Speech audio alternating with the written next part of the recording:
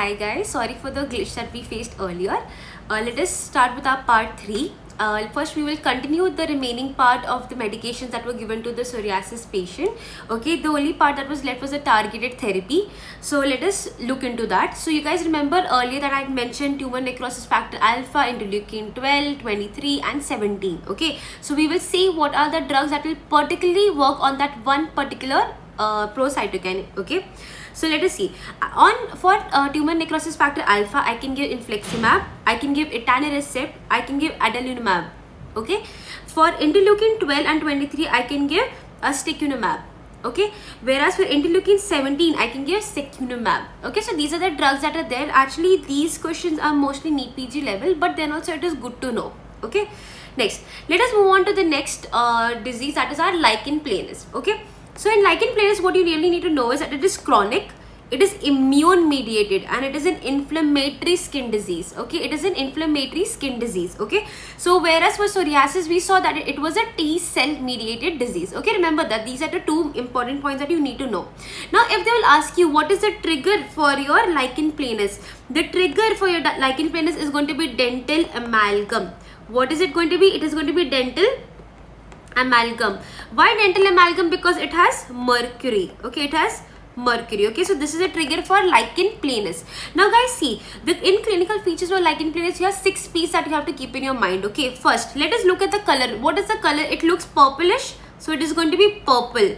Does it look like the patient has scratched it a lot of times? So it is going to be pruritic. Okay, so it's going to be purple, it's going to be pruritic. Okay, then what else is it going to be? It is going to be polygonal. Okay, it's going to be polygonal in shape. Okay, and also it is going to be plain topped. What is it going to be? It is going to be plain topped. Okay, and our usual, it is going to have papule and plaques. It's going to have papule and plaques. Okay, now guys, if they will ask you to identify the surface lesion, what does it look like? It has a net-like shape, right? You can see that it has these net-like shape. What is it called? It is called as a reticulate. It's called as a reticulate. What does reticulate mean? Net-like. It is net-like. Now guys, you can see these white streaks, right? What are these white streaks? These are called as Wickham's striate. What is it called as? It is called as Wickham's striate. Okay, it is called as Wickham's striate. Okay, so I hope you guys have understood this. The 6 P's of lichen planus, it is going to be pruritic, it is going to be purple in color, polygonal, plain top, multiple papules and plaques. Okay, and what is the surface lesion? Reticulate type. Next, if they'll ask you the distribution, guys, what was the distribution in psoriasis? It was on the extensors. For lichen planus, it's going to be the opposite. Where is it going to be? It's going to be on the flexors, right? Now, the name phenomenon, you guys remember Kovner's phenomenon, right? You remember VPL? So, the name phenomenon that will be seen in lichen planus is going to be Kovner's phenomenon, right? Kovner's phenomenon, right? It's going to be true Kovner's. Guys, remember, it's going to be true Kovner's. Okay. Next, you can see the oral mucosa. In patients with lichen planus, almost 40 to 60% of them have some oral mucous lesions. Okay, and you guys can very clearly see these white striations, right? You can clearly see this. These are, again, I can see that these are net-like, right? These are net-like. So what are they called as? They will be called as reticulate. They will be called as reticulate lacy white pattern. That will be seen in the oral mucosa. Okay, remember this is also a PYQ. Okay, next, if they'll ask you the hair type, what will you see in patients with lichen planus? You will see scarring alopecia. What will you see? You will see scarring alopecia. You will see scarring alopecia. Okay, now let us move on to the nail. What are the nail changes? If they will ask you what is the most common nail change, the most common nail change in a patient with lichen planus is going to be thinning of nail. Whereas guys, what was the most common nail change, the characteristic in psoriasis? Right, it was nail pits. Okay, so remember in lichen planus, you're going to have thinning of your nail. What are you going to have? You're going to have thinning of nail. Now guys, if they'll ask you what is the most characteristic, what can you see here? You can see this wing shaped thing, this triangular wing shaped thing on the nail, right? So what is this called as? This is called as, right, this is called as pterygium. Okay, what is it called as? This is called as a pterygium of nail. Okay, this is called as pterygium. This is the most characteristic nail change in a patient with lichen planus. Okay, this is going to be your pterygium. Okay, this is your pterygium. What is it? It is a wing shape of your nail. It is a wing shape of your nail. It's a wing shape of your nail. Okay, now guys, one more thing that you have to notice over here, that this thinning, right, this wing shape, where does it start from? It starts from the proximal and it goes till your nail bed. Where does it start from? It starts from the proximal. It starts from the proximal. I hope you guys can see this. It starts from the proximal and it goes to your nail bed. Okay, this is called as a pterygium, guys. This is a PYQ. Don't mess this up. Okay, lichen planus. Okay, P for planus, P for pterygium. Try remembering it like that. Okay, next, if you ask you what is the treatment, the treatment is simple. You'll just give this patient steroids. What will I give this patient? I'll give this patient steroids. Now guys, let us move on to the histopath of lichen planus. What is exactly happening there, right? So again, in the stratum corneum, as usual, we will see hyperkeratosis. Okay, now guys, if you noticed in psoriasis, the stratum granulosum, it was almost absent or it had decreased. But in lichen planus, what is the change that we will see? We will see the wedge-shaped hypergranulosis. What is it? It is going to have these wedge-shaped hypergranulosis, right, in the stratum granulosum. Okay, don't mess this up. Next, let us see what is happening in the stratum spinosum. In the stratum spinosum, we can see these colloid bodies. Okay, we can see these colloid bodies, which are also called as civate bodies. Guys, when you are studying these two topics, that is your psoriasis and lichen planus, try interlinking them. We have a little time constraint, that's why I'm not doing that for every word, but you guys do that. Okay, next, let us look at the rete and the dermal papilla. Now if I see my rete, I can see there is this sawtooth appearance, right? The sawtooth appearance, that is what I can see, sawtoothing of the rete.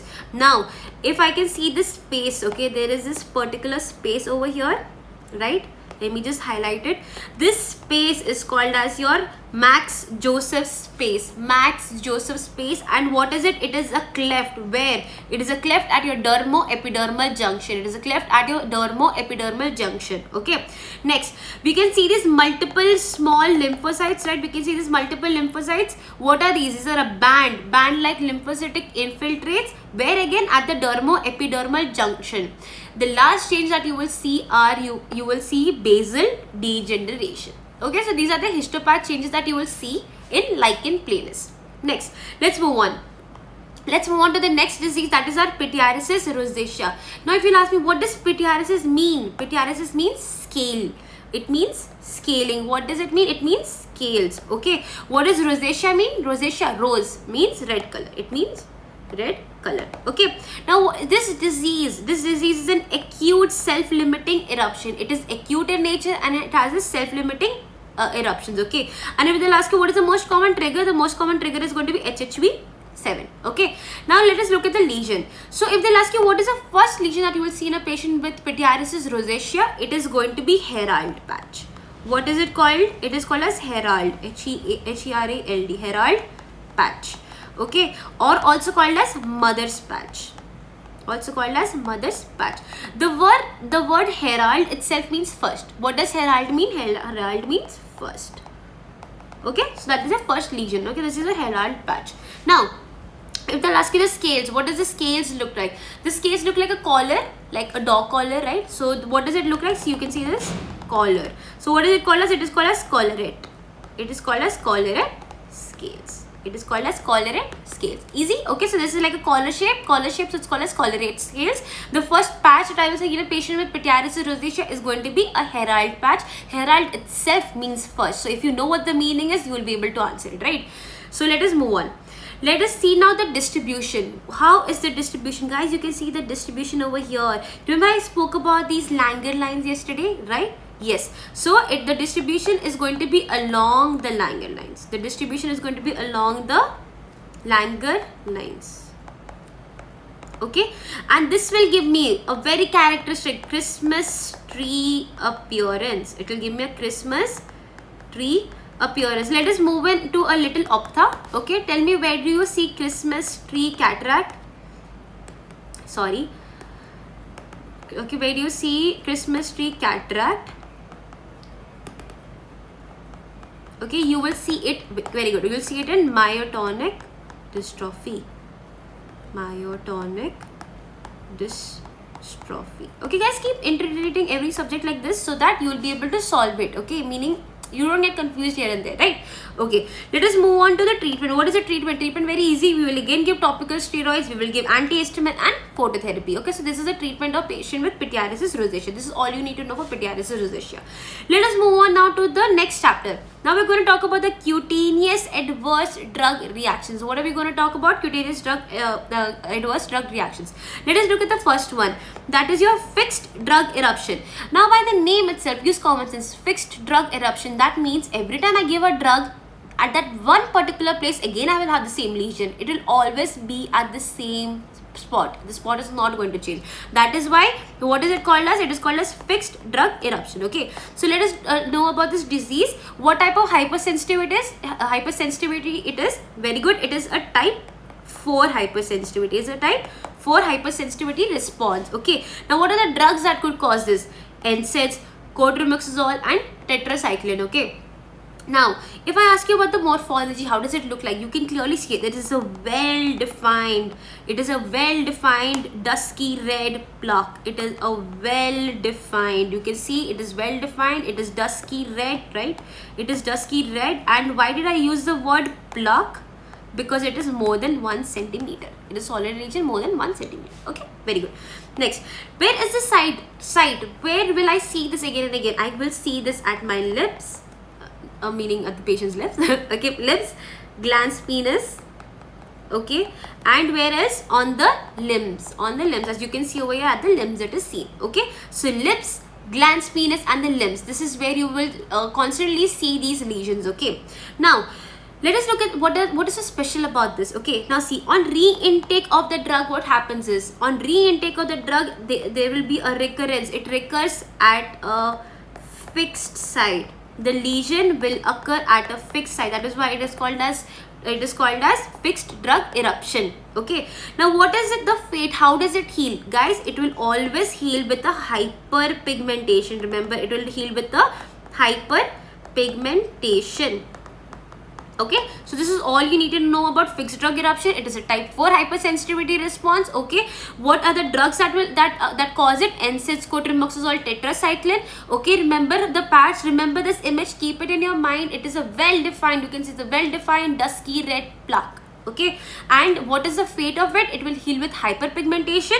And next, on re-intake of the drug, the question will say that the patient had taken a drug earlier. Okay, the patient had taken a drug earlier, he had a lesion, it went off. The patient took the drug again on the same site, the patient again had the same lesion. So this is a fixed drug eruption. Okay, don't get confused. Next, let us talk about erythema multiforme. Okay, now what is this disease? This disease is a cytotoxic. It is a cytotoxic dermatitis. What is it? It is a cytotoxic dermatitis. And if they'll ask you what is the trigger is going to be HSV1. This is the most common trigger. What is it? It is the most common trigger. Okay, next, what you need to know about this, what is a special lesion? The special lesion that you will see in these patients with erythema multiforme is going to be a target lesion.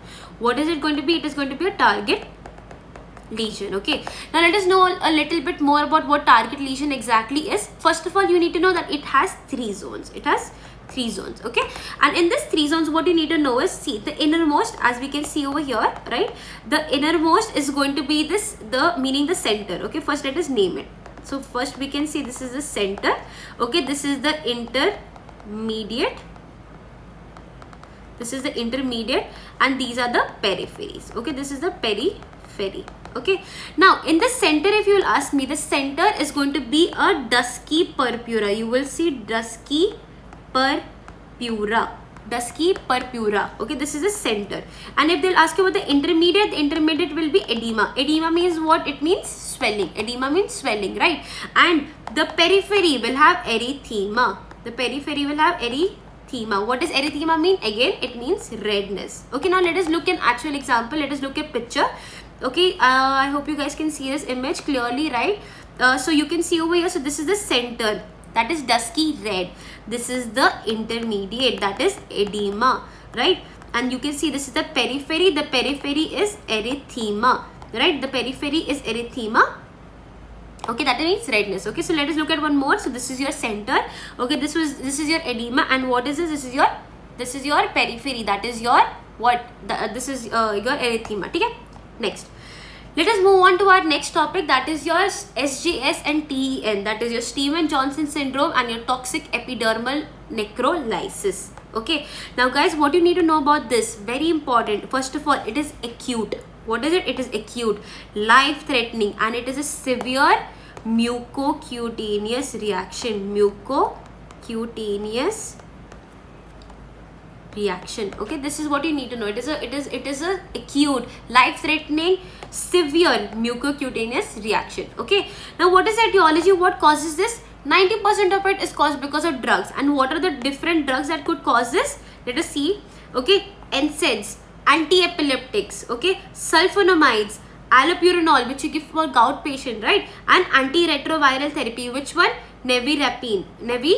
Okay, so remember guys, these are the important drugs. Keep it in your mind. Okay, and what can these drugs are at high potential for causing SJS or TEN. Okay, now if they'll ask you what is the pathogenesis, why this exactly happens, you just have to say that it is a keratinocyte necrosis. Your cells are getting necrosed. Okay, they're going off. Okay, now how will I evaluate? How will I know if this is a Stevens-Johnson or if this is toxic epidermal lysis? This will be on the basis of my body surface area. How much of my body surface area is involved? If guys, less than 10% of my body surface is involved, very easy, I will just mark SJS. Okay, if between 10 to 30%, then this will be an overlap of your SJS and your TEN. Okay, and if more than 30% of my body surface area is involved, then this will be my toxic epidermal lysis necrosis. Okay, that is what you necrolysis. Okay, that is going to be your 10. Okay, let us move on now to the clinical features. Guys, when does it onset take place? It happens about 1 to 4 weeks. It happens about 1 to 4 weeks after the drug intake. 1 to 4 weeks, guys. This is a PYQ, so keep it in your mind. 1 to 4 weeks after the drug intake. And what are the clinical features? Patient will come with fever, sore throat, malaise, like a little toxic systemic symptoms. Okay, the patient will come in with toxic systemic symptoms. Okay, keep this in your mind. Okay, now these lesions are going to be atypical lesions. Why am I saying atypical? Because guys, you remember the target lesion that we saw earlier? How many zones did it have? It had 3 zones. These are going to only have 2 zones. How many? It's only going to have 2 zones. So this is your first zone and this is your second zone. So that is why it is called as an atypical lesion. Okay, now we will look at this image. Okay, this image, you can clearly see that you can imagine that there was a bulla before. Okay, and what happened to this bulla? It ruptured.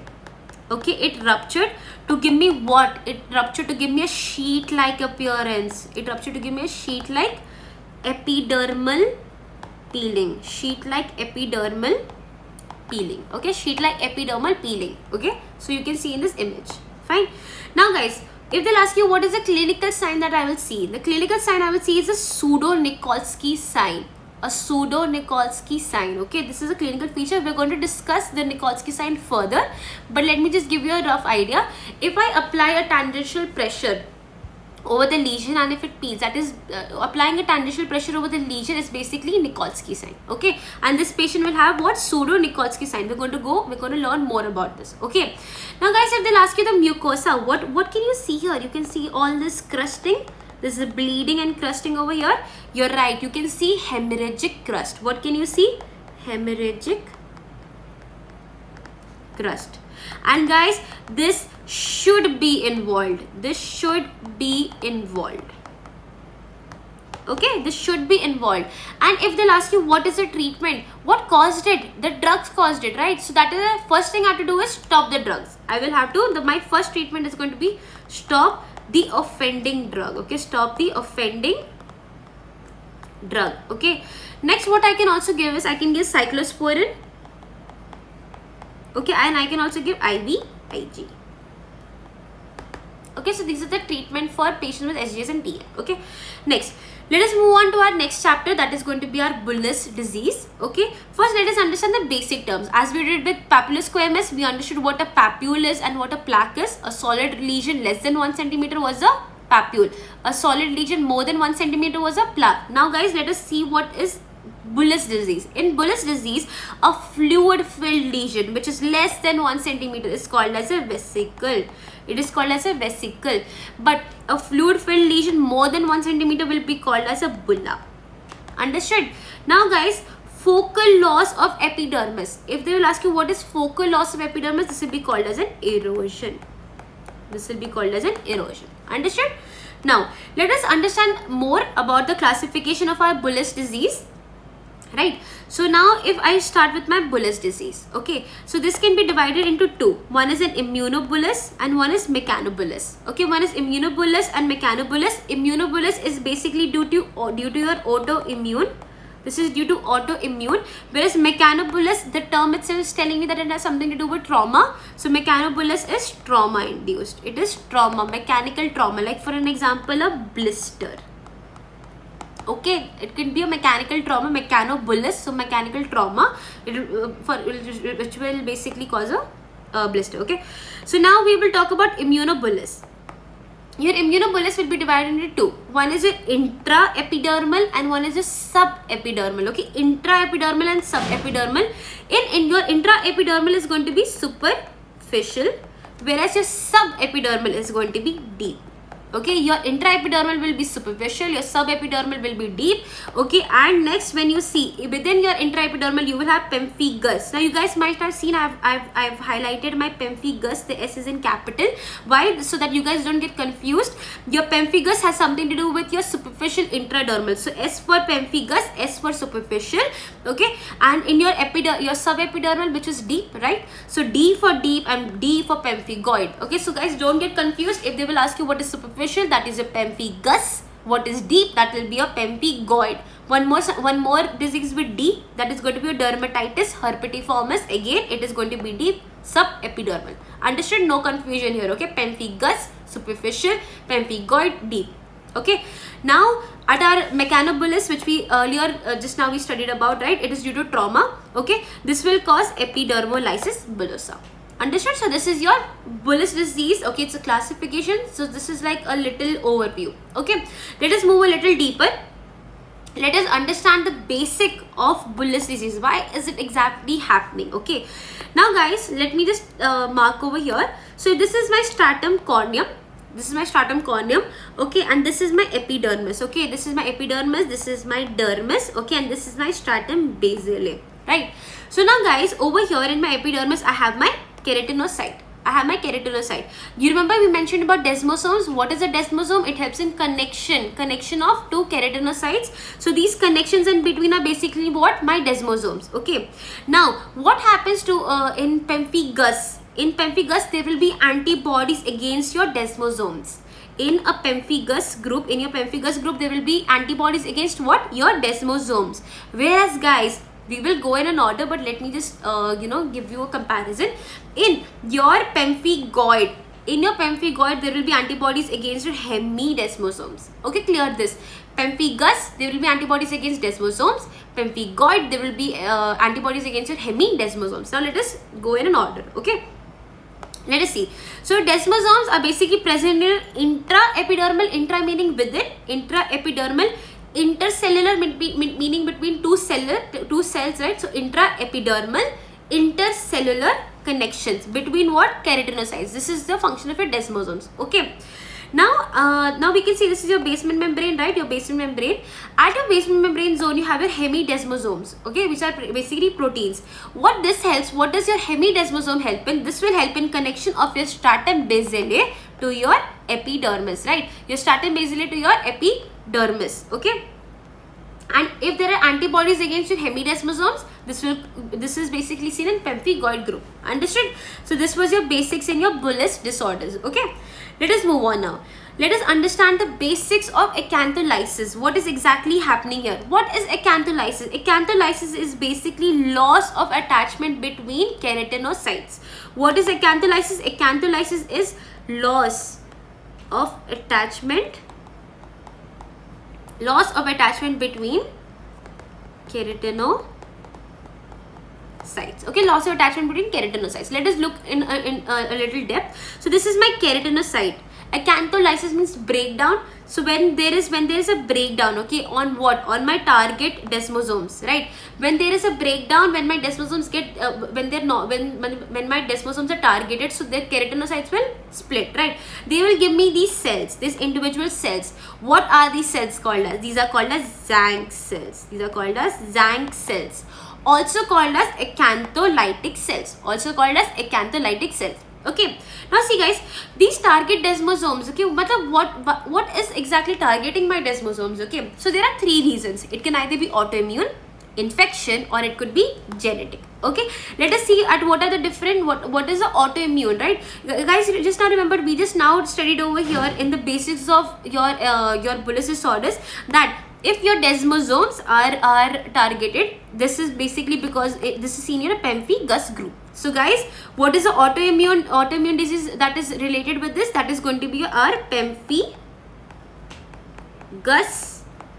group. Okay, easy. Now let us look at the infections. What all infections could target my desmosomes? That would be bullous impetigo, my staphylococcal scalded skin syndrome, SSS, okay, and HSV infection. So these are the three infections that will basically target my desmosomes. Okay, now let us look at the genetic causes. My genetic causes would be Darius disease and Hailey-Hailey disease. Okay, so these are the two genetic diseases. Now guys, let us understand a little more. Let us look at the clinical part. Okay, clinical part of what is the basic difference between intraepidermal and subepidermal. Just now we studied, right, intraepidermal and subepidermal in the autoimmune, right? Over here in the immunobullous, which is basically because of autoimmune, right? Let us understand a little bit more about it. Okay, now guys, for an example, this is my stratum corneum. Okay, so this is my epidermis, this is my dermis. Okay, so stratum corneum, stratum basale, epidermis, dermis. Okay, now let us give a good look at it. Now below my stratum corneum, what will I have? I will have my subcorneal. What is this subcorneal? It is a transient superficial bulla. So if basically what happens is, when there is a subcorneal, okay, when there is a subcorneal bulla, this will basically, why is this happening? This will the roof of that lesion is going to be very thin. What is it going to be? The roof is going to be very thin. Since the roof is going to be very thin, this will give me scales and crust. You understood why is it called as subcorneal? Because it is below my stratum corneum. Now, if something is above my stratum basale, what will that be called as? That will be called as suprabasal.